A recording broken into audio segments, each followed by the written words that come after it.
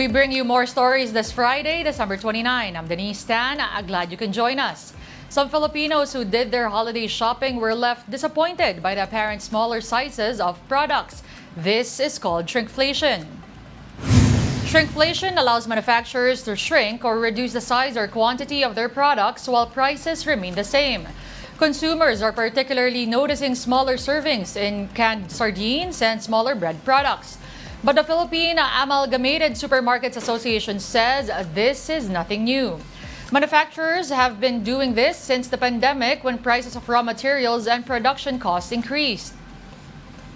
They're saying that pandaraya. No, it's not. It's a choice. Like yung size ng sardinas, they're both available on the shelf. So, hindi naman tinanggal yung isa eh.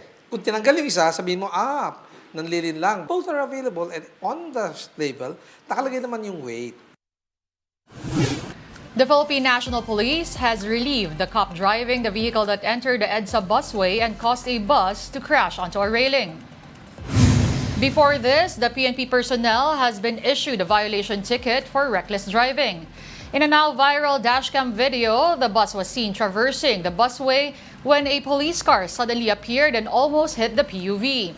The bus then hit a railing, causing injuries among 5 passengers.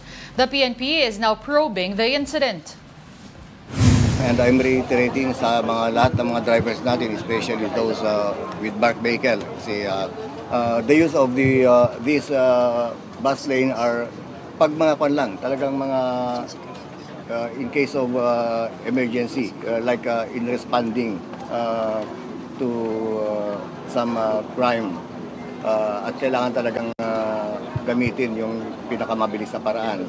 And with that is the only exception. In another accident, 7 people were injured after an SUV rammed into a bank in Quezon City. The victims are employees, clients, and a security guard. The SUV was parked in front of the bank when it suddenly accelerated as the driver accidentally stepped on the gas instead of the brake. The driver has been taken into police custody while the investigation is ongoing.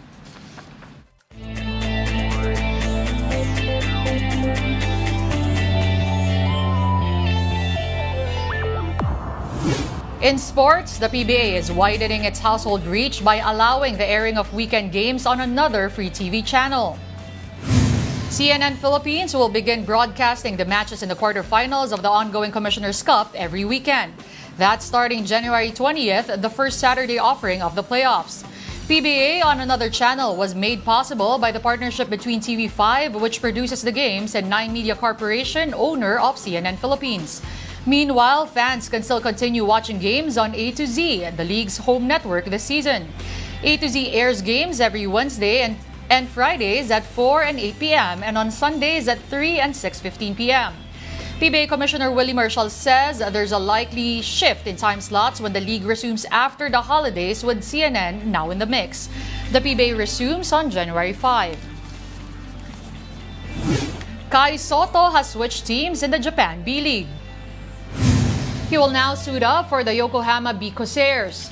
The 7'3" big man has been signed by Yokohama via loan transfer from the Hiroshima Dragonflies. The team believes Sotto will put them over the hump as they look to improve their 10-14 standing at the moment. Sotto's size and shooting touch is expected to help the team in a myriad of ways, as well as his defensive presence and rebounding. The Pinoy big man, for his part, thanked Yokohama for the opportunity as he comes off a nagging back injury. A proposal to limit the allowances and other perks by UAAP athletes is regaining traction. Per reports by Spin.ph, there has been a law defining what schools can and cannot give to its recruits. It has reportedly been with the league officials for the past couple of years but is yet to be implemented. One of the alleged provisions seeks a limit of 15,000 to 20,000 pesos for the monthly stipend given to student athletes.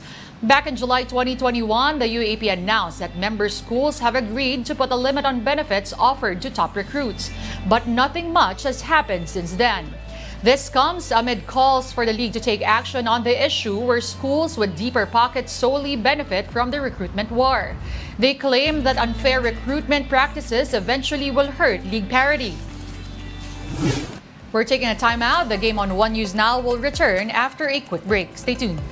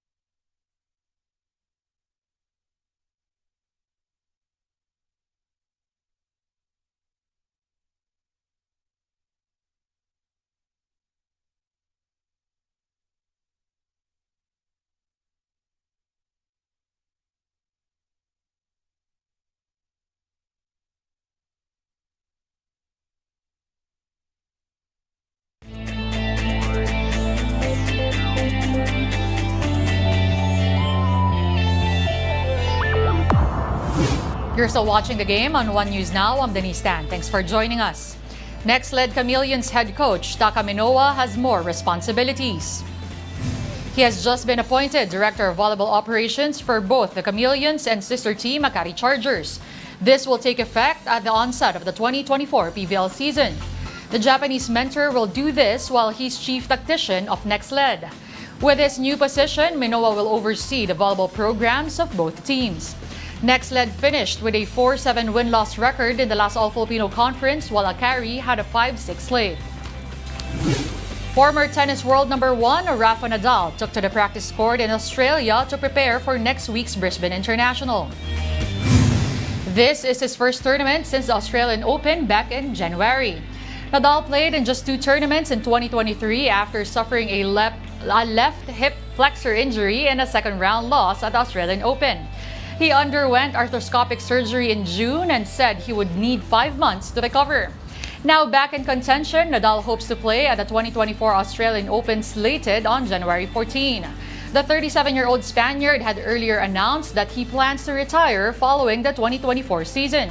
He won in Melbourne in 2009 and 2022, which added to his 22 Grand Slam titles. A huge year for football in Saudi Arabia saw the arrival of several expensive foreign superstars who have catalyzed the growth of its local league. Now the country has become a scene for global tournaments as well. Check out this Reuters video. It has been a seismic year for Saudi Arabian soccer in 2023. Its domestic league has enjoyed an influx of foreign superstars. Well, for me, it's a pleasure to be here. An audacious bid to host the 2034 World Cup and the staging of FIFA's Intercontinental Club Tournament. While growing the sport in its own backyard, Saudi Arabia is also investing in leading clubs and organisations all over the world. The Saudi soccer bubble does not look like bursting anytime soon. Saudi Arabia's Public Investment Fund, or PIF, took control of 4 of the country's biggest clubs in June: Al Nassr, Al Ittihad, Al Ahly and Al Hilal. They then spent huge amounts recruiting the likes of Cristiano Ronaldo, Neymar, Karim Benzema, Riyad Mahrez, N'Golo Kante and Sadio Mane, to name a few. I'm really happy. The Saudi League, it's a good league. Around $1 billion of talent arrived in a head-spinning summer, and as the January window opens, fans of Europe's top clubs might wonder who is next. Saudi Arabia was left as a shoo-in to host the 2034 World Cup after Australia confirmed in October it would not make a bid for soccer's global showpiece. World Soccer's governing body FIFA had invited bids from Asia and Oceania. Saudi Arabia's was the only one received. Saudi FA President Yasser Al-Mishal. We already took part in previous 6 World Cup, so the chance to do so in 2034 on home soil and in front of our fans in Saudi Arabia will be incredible. When Saudi Arabia's PIF bought English side Newcastle United in 2021, it showed the country's intent to follow the lead of the UAE and Qatar, its smaller neighbours who have bankrolled some of Europe's biggest soccer clubs. But Saudi Arabia wants to go further as part of its Vision 2030 project, aimed at diversifying the kingdom's economy by developing a domestic league that can become one of the top 10 in world soccer. Cynics may compare the rapid growth of the Saudi League to the Chinese Super League that sparkled briefly before fizzling out. But the Saudi approach, endorsed by Crown Prince Mohammed bin Salman, looks built for the long haul, and no expense is being spared in trying to make that a reality. Get your fill of the latest in sports at onesports.ph. Meantime, the Newsday continues later at 4:30. See you then. I'm Denise Tan. We are One News.